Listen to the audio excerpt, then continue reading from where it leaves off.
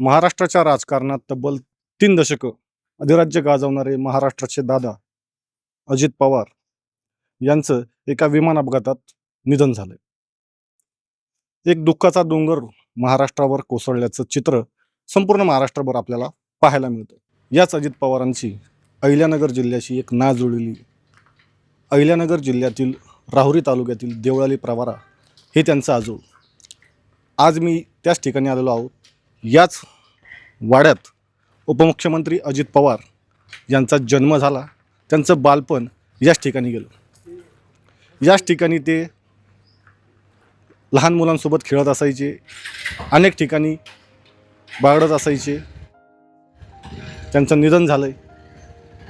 या पार्श्वभूमीवर आपण देवळाली प्रवरा येथील त्यांच्या बालपणाचे ज्या ठिकाणी त्यांनी आपलं बालपण घालवलं, बालपणाचे खेळ खेळलेत, त्याचा आढावा घेणार आहोत. उपमुख्यमंत्री अजित पवार यांचा जन्म जुलै 1959 साली याच गावात झाला. हे गाव आहे अहिल्यानगरच्या राहुरी तालुक्यातील देवळाली प्रवरा. याच गावी अजितदादांनी आपल्या बालपणाची 5 वर्ष घालवली. हा वाडा आहे कदम कुटुंबियांचा. अजित पवार हे दिवंगत अण्णासाहेब लक्ष्मण कदम पाटील यांच्या बहिणीचे सुपुत्र आणि माजी आमदार चंद्रशेखर कदम यांचे मामे भाऊ. जन्म झाल्यानंतर अनेक वर्ष अजित पवार याच ठिकाणी खेळल्या बागडल्याचं स्थानिक नागरिक सांगतात. लहानपणी दरवर्षी सुट्टीचा आनंद घेण्यासाठी अजितदादा आपल्या मामाच्या गावाला येत असत. त्यावेळी देवळालीतील याच बारवेमध्ये आपल्या मित्रांसमवेत पोहण्याचा आनंद ते लुटत असत. अजितदादाचा जन्म 1959 साली देवळालीमध्ये झालेला आहे. तर त्यांचं बालपण 5-6 वर्ष इथंच समजा हायस्कूल हे शाळेमध्ये म्हणा, खेळायला म्हणा, याला बागडायला इथंच होती ती. नंतर ते आल्यानंतर पोहायला इथं विहिरी जातं. या 8 होतं बारव होती, त्या बारवेमध्ये पोहत होते अजितदादा. आणि नंतर तिथून गेल्यानंतर खेळायला वेगळा आहे चिंचा आंबे बिंबे चिंचा होत्या, ते पाडायचे, खायचे बी ते सगळे. हो, अण्णा घेऊन येत होते त्यांना. गावातील आपले नातेवाईक असो वा मित्रमंडळी, त्यांची आवर्जून आठवण काढून त्यांना घेऊनच या असा आग्रह अजित पवार आपल्या सहकार्यांपुढे धरत असल्याचं येथील नागरिकांकडून सांगितलं जातं.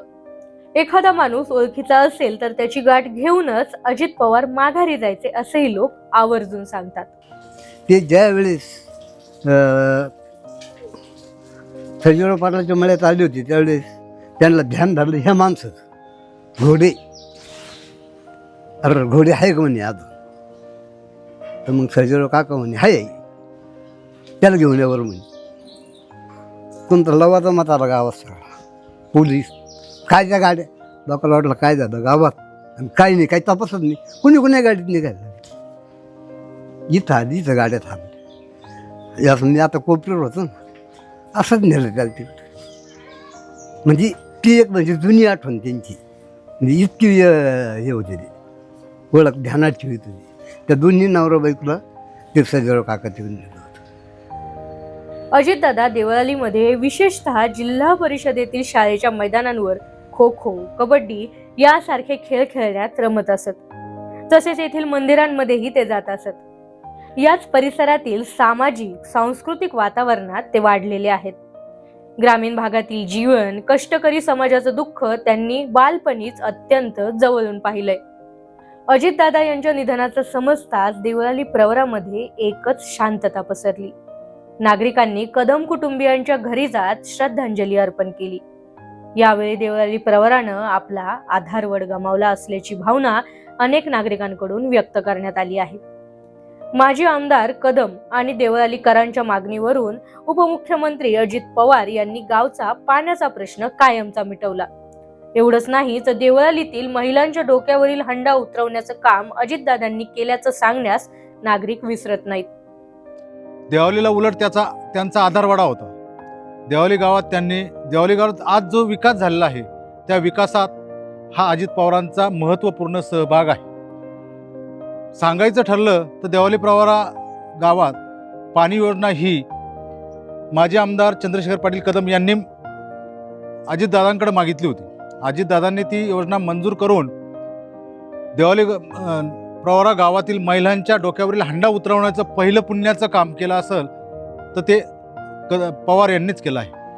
दरम्यान राजकीय जीवनात सर्वोच्च पदांवर पोहोचल्यानंतरही अजित पवार यांनी आपल्या जन्मगावाची नाळ तुटू दिली नाही.